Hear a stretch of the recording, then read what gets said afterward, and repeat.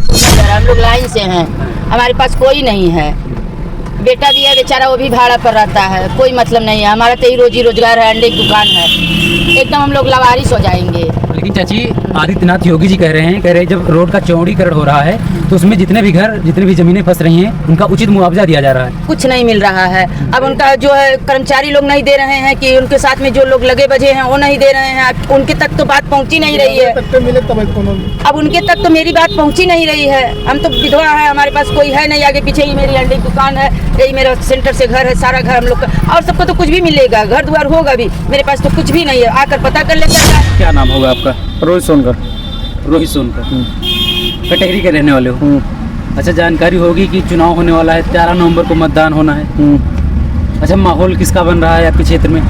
माहौल तो अभी तीनों पार्टियां के बन रही हैं। जैसे अमित कुमार जी हैं बीएसपी से, और शोभावती वर्मा साइकिल से हैं, और धर्मराज निषाद जी जो कि बीजेपी के हैं, वो पहले मंत्री भी रह चुके हैं। वो तो वो क्षेत्रीय मतलब समीकरण से उनका मजबूत पड़ा दिखाई दे रहा है। बाकी सांसद जी जो हैं उनकी भी जो है राजनीति काफ़ी पुरानी है, उनको भी हल्के में नापा नहीं जा सकता है। यहाँ से तीनों की समीकरण जो है वो ठीक ठाक बनती दिख रही है। अच्छा, शोभावती वर्मा जी जो है सपा से कैंडिडेट हैं, यहाँ की जनता क्या सोचती है उनके विषय में? अगर जो हाल ही में चुनाव हुई थी संसदीय वाली, अगर उसमें कहीं से भी अगर समाजवादी पार्टी की अगर सीट गड़बड़ाती तो जो जनता थी वो शोभावती की तरफ जाती। अब इससे ये माहौल बन रहा है कि यहाँ पे सांसद भी उनके घर में है तो विधायक भी उनके घर में जाना का कोई मतलब नहीं है। इसलिए इस बार कुछ जनता जो है वो गुमराह दिखती है, दिख रही है। ऐसा क्यों? दिक्कत भाई क्या है? जैसे कि मान लो कि लालजी वर्मा सांसद हो गए, उनकी पत्नी विधायक हो जाएगी, तो इसमें दिक्कत क्या होगी? दिक्कत इस बात की है कि जैसे यहाँ पे समाजवादी पार्टी की ऐसी नहीं है कि कम कार्यकर्ता है, बहुत सारे कार्यकर्ता है। वो भी उनके भी मन में यह था कि क्यों एक ही घर में सारी सीटें जाएं और सबकी भी घर में सीटें जा सकते हैं। कहा कि बहुत सारे समाजवादी पार्टी के कार्यकर्ता हैं जो कि इच्छुक हैं कि हमको भी एक बार मौका मिले। अच्छा, तो इस राजनीतिक घमासान के बीच मतलब कौन सी पार्टी बाजी मार सकती है? इसमें तो कोई कहना नहीं है। इसमें ये तीनों पार्टी यहाँ मजबूत दिख रही हैं। हाँ, यहाँ से जो है बसपा की भी जो है गढ़ है, लेकिन इस समय कुछ चुनाव से फेल दिखती रही है। लेकिन इस चुनाव में उसने भी अपना गमथम भरा है। आगे 13 तारीख के बाद ही निर्णय होगा कि कौन किस पे भारी पड़ती है। अच्छा, अनुमान किसका लगाया जा सकता है, कौन विजय होगा? अनुमान तो अभी किसी का नहीं बता सकते ऐसे हम। हाँ। लेकिन ये कह लीजिए कि तीनों पार्टियों में एकदम कांटे की टक्कर है। त्रिकोणीय चुनाव है, कटहरी का। इसमें कोई पक्ष ये नहीं कह सकता कि मैं जीतूंगा, और ये नहीं सकता कि मैं जीतूंगा।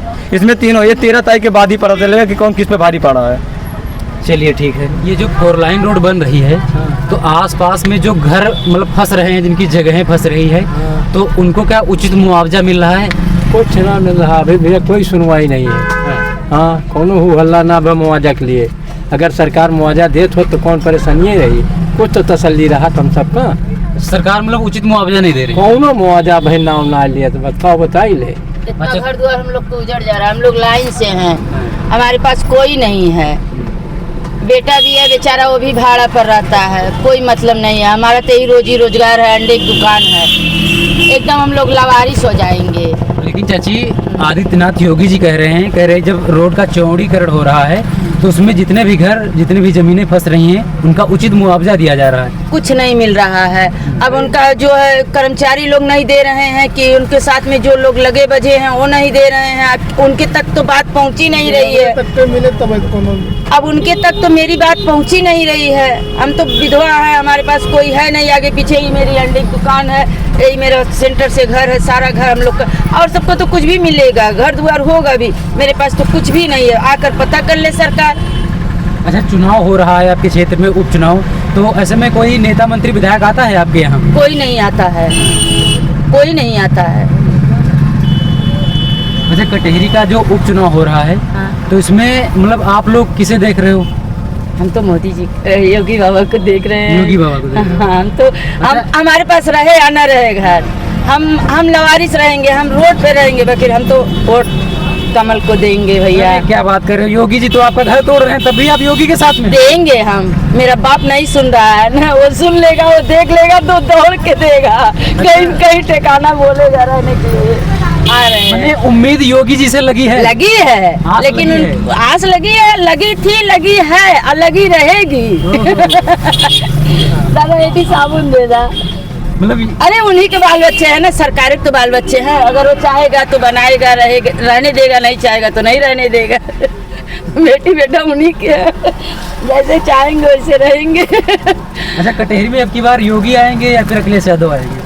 हमारे हिसाब से तो हमारे बाबा आएंगे। चलिए चलिए ठीक है। अच्छा बाबा, कटहरी में जो उपचुनाव हो रहा है, तो इसमें किसका माहौल बन रहा है भाई? राजनीतिक पार्टियां तो बहुत सारी आ गई हैं। बहुत ज्यादा होता। अच्छा, आप लोगों के लिए कौन सी पार्टी बढ़िया काम कर रही है? अब कौन पार्टी काम कर रहा, मौके भाजपा चल रहा, भाजपा के ख्याल किया जा रहा है। हाँ, भाजपा का ख्याल। अच्छा, भाजपा की सरकार में संतुष्टि है वो आपके यहाँ? अब कुछ मिला संतुष्टि खाओ कहा जाए। हाँ, बच्चे गंवार हो गए हैं पढ़ लिख कर, यही संतुष्टि नहीं है। मतलब रोजगार नहीं मिल रहा बच्चों को? रोजगार नहीं मिल रहा है, बच्चे एमए बीए पढ़ करके चूना कथा लगा रहे हैं। क्या करें भाई, कैसे कितनी मुसीबत से पढ़ाए लिखाए, बच्चों को कुछ मिल नहीं रहा है रोजगार। हर बीएड सीएड करके बैठ गए हैं घर पर। योगी जी और मोदी जी कह रहे हैं जनसंख्या इतनी बढ़ जाएगी तो कहाँ से रोजगार मिलेगा? अरे राजू, आज से जनसंख्या है, आप लोग पढ़े लिखे हैं। पहले महाभारत की लड़ाई देखिए, कितनी अक्षौणी सेना चलती थी। अब कोई छोड़ी है पदम संख्या में है, कितना सेना लेके चलत रही ने, तब कहाँ रही ने। आज जनसंख्या बा, पहले जनसंख्या रहा, लड़ाई लागत रहा, मर जात रही, इतने होत रहा। अब लड़ाई ना लागत में मरत ना है।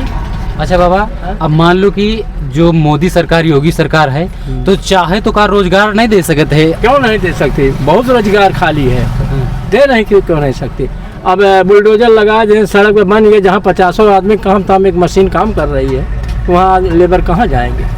रेलवे लाइन में उसमें जगह रहा आपको भर्ती की ही ना। वही लड़के जो मान लो पढ़ा लिखा ना करते, जो अनपढ़ रहे वही तो माटी ढोए के जीवन व्यतीत करते। लेकिन आपको कहाँ कुछ ना सुनवाई है। मशीन लगा दे, उठा के बहा दे, मशीन आएगी, धान कट के छुट्टी हुई है, 2 रोज में सब सफा हुई है। भैया यही सब बेरोजगारी है, और क्या रोजगार। चलिए, अच्छा बाबा, लास्ट प्रश्न रहेगा हमारा। हाँ, कटहरी में जो उपचुनाव हो रहा है, इसमें कौन आएगा? अब भाई हम लोग तो इतना अंतर ध्यानी है नहीं कि कौन आएगा कौन जाएगा।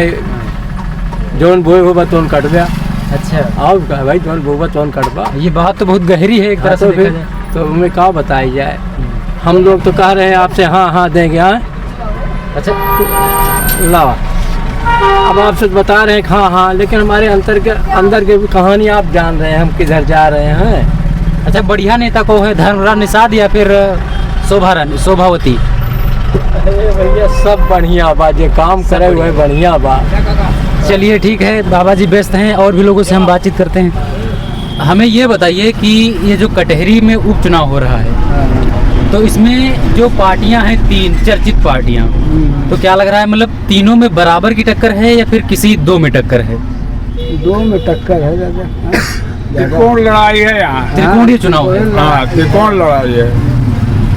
अच्छा, वैसे माहौल किसका बन रहा है कटहरी में? माहौल भाजपा तो अभी बना है, अब बाकी भाई करके भाजपा सपा सब। हाथी वाटी सब खत्म है।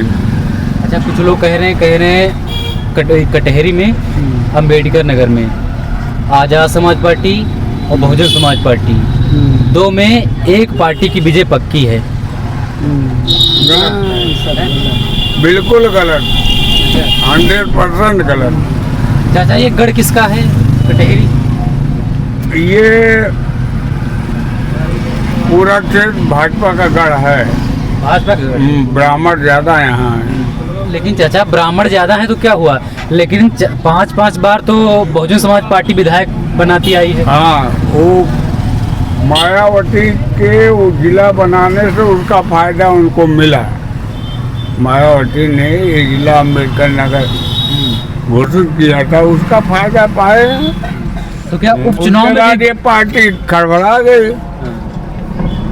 अच्छा, उपचुनाव जो हो रहा है ये वाला, तो इसमें कुछ माहौल है बहुजन समाज पार्टी का?